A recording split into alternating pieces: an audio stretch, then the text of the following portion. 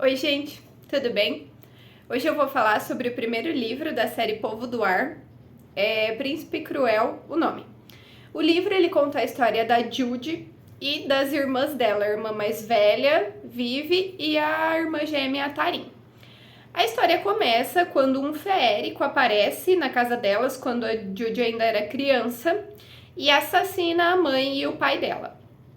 Esse feérico se chama Madoc, ele era o general guerreiro do grande rei de Elfame, né, do reino dos feéricos, e a mãe delas foi casada com ele. A irmã mais velha dela é feérica e ela fugiu com o pai da Judy, que é humano.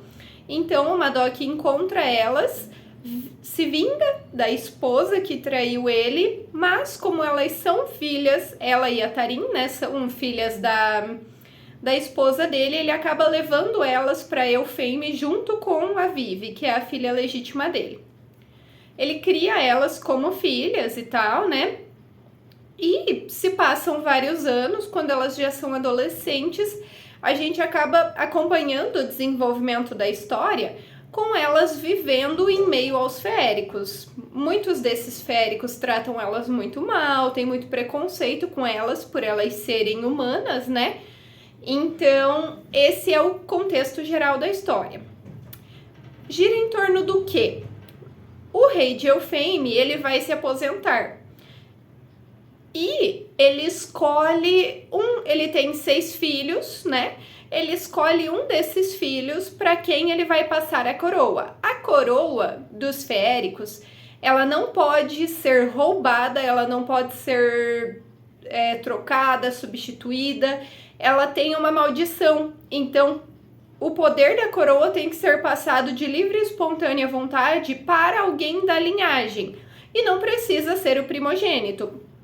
Como o primogênito dos feéricos, né, o Malek, ele é um cara muito violento, um cara muito da guerra e tal, e o rei de Elfame acaba prezando muito pela paz, ele escolhe passar a coroa para o terceiro filho dele, o príncipe Dain. Então, a história acaba girando em torno disso. O que acontece? O príncipe Dain, ele era sim um estrategista, mas um estrategista mais covarde. Ele acaba levando a Judy para trabalhar com ele, para trabalhar como espiã. Porque como os feéricos não podem mentir e a Judy é humana, ela pode ser uma espiã muito valiosa para ele, né? Só que enquanto ela tá trabalhando com ele, a Judy acaba descobrindo várias coisas sobre como, por exemplo, ele era amante de uma das consortes do pai dele, e quando ela engravidou, ele mandou que envenenassem ela, porque ele não podia, isso não podia ter acontecido, sabe? Então, assim, no meio disso a gente acaba vendo muito a inimizade da Judy com o príncipe mais novo, o príncipe Cardan, que sempre tratou ela muito mal, que parece ter muita raiva dos humanos, dela e da irmã, principalmente, né? E ele acaba morando junto com o príncipe Malek. Então você acaba, nesse momento, você acaba relacionando um pouco a história dos dois, sabe? A violência e tudo mais. Só que qual que é o grande plot twist da história? Aquela amante do rei que morreu, ela não perdeu o bebê. O Madoc, que é o general, que é o pai da Judy, o padrasto, no caso da Judy, ele e a esposa dele conseguem salvar a criança e eles criam ele como filho, que é o irmão das meninas.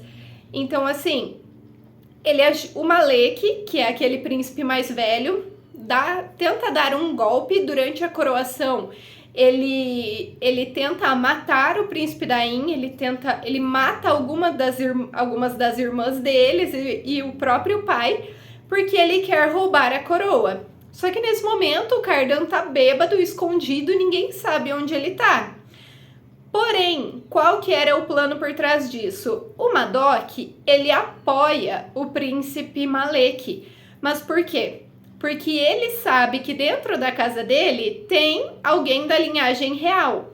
Então, o Malek vai matar todos os irmãos, vai matar o rei e vai sobrar só eles dois da coroa. E ninguém sabe da existência desse outro herdeiro.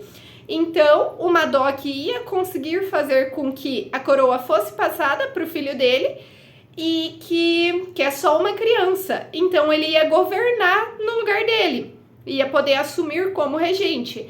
Só que a Judy, ela descobre todo esse rolo e ela acaba encontrando o príncipe Cardan enquanto ela tá fugindo da festa da coroação. Então ela está com todo o poder para coroar o grande rei, porque ela sabe desse herdeiro que todo mundo desconhece e ela tem o Cardan. Porque, como eu falei, a coroa tem uma maldição e ela tem que ser passada voluntariamente, senão a pessoa que receber morre, né? Senão o portador da coroa morre, se ele tiver roubado. Então a Judy acaba fazendo todo um plano e ela consegue fazer um acordo com o Cardan para que ele obedeça a ela, e acordos entre féricos não podem ser quebrados. E para que ele obedeça a ela por 1 ano e 1 dia. Então ela aparece na coroação com o Cardan. O Madoc pensa que é o momento perfeito, porque daí o Cardan vai coroar o filho dele e tudo vai dar certo, né? Só que a Judy tinha o seu próprio plano. Então elas conseguem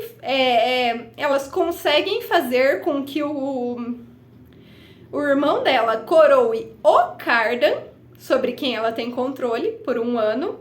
Então, e elas mandam ele para ser criado no mundo humano, para ele assumir o trono futuramente, né? Para ele assumir o trono depois, quando ele já estiver preparado, para evitar justamente a criação e os objetivos que o pai dela teria, né? Que o Madoc teria, que seria guerra, seria maltratar os mortais e tudo mais. Assim, gente, eu confesso que eu não esperava que eu fosse gostar tanto desse livro. Eu tô começando o 2º hoje e eu já tô bem empolgada. É uma história bem surpreendente. No meio ali você pensa que ela é um pouco rasa, que não faz muito sentido, mas quando tudo se conecta lá no final, você pensa, parece que a sua cabeça explode, sabe? Eu fiquei em choque e, como uma fã de Trono de Vidro que sou, essas estratégias da Judy, principalmente no final, porque no começo ela é um pouco mais submissa, você vê que ela tem uma personalidade forte, só que ela tem receio de bater de frente com o Cardan, com os amigos dele. E assim, nesse final, você vê com todas essas estratégias, todas essas tramóias dela, que, cara, ela me lembrou muito a Elin de Trono de Vidro. Então, pra quem gosta de uma série, que nesse caso é um pouquinho menor, né? Porque Trono de Vidro tem muitas páginas, vale muito a pena. Pra quem gosta dessa fantasia, dessa questão feérica, é muito legal. E só um lembrete, tipo, muita gente lê esperando o romance da Judy com o Cardan. Existe, mas esse não é o foco da história. Então, pra quem quer uma fantasia interessante, envolvente, mas não quer tanto romance, essa é a história perfeita. Vale muito a pena, gente. E até o próximo vídeo. Tchau!